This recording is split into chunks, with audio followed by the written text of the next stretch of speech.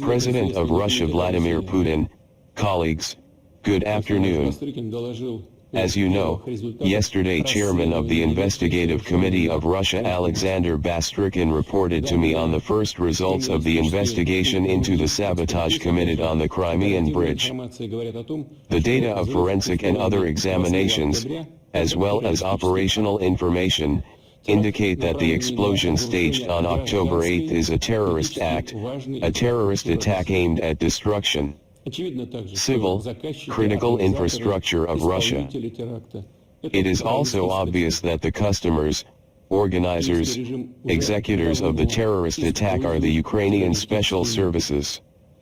The Kiev regime has long used terrorist methods. These are the murders of public figures, journalists, scientists, both in Ukraine and in Russia. These are terrorist shelling of Donbass cities, which have been going on for more than 8 years. These are also acts of atomic terrorism, I mean missile and artillery strikes on the Zaporizhzhya nuclear power plant. But not only that, Ukraine's security services have also carried out 3 terrorist attacks against Russia's Kursk nuclear power plant, repeatedly undermining the high-voltage lines of the power plant. On the third such attack, 3 such lines were damaged at once. By the measures taken, the damage was eliminated as soon as possible, no serious consequences were allowed.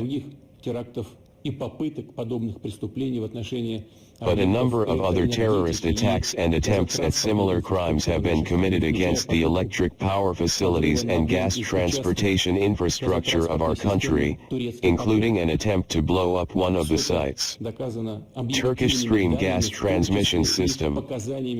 All this is proved by objective data, including the testimony of the detained perpetrators of these terrorist attacks. As you know, representatives of Russia are not allowed to investigate the causes of explosions and the destruction of international gas transportation systems passing along the bottom of the Baltic Sea.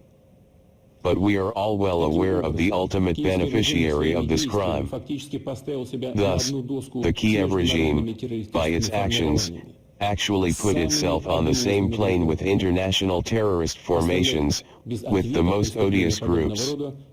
It is simply impossible to leave crimes of this kind unanswered.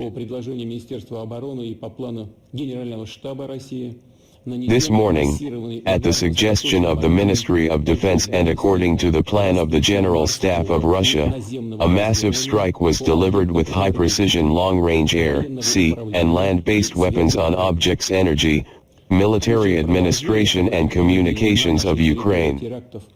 In the event of continued attempts to carry out terrorist attacks on our territory, Russia's responses will be tough and will correspond in scale to the level of threats posed by the Russian Federation. No one should have any doubt about that. I asked the defense minister to report on the results.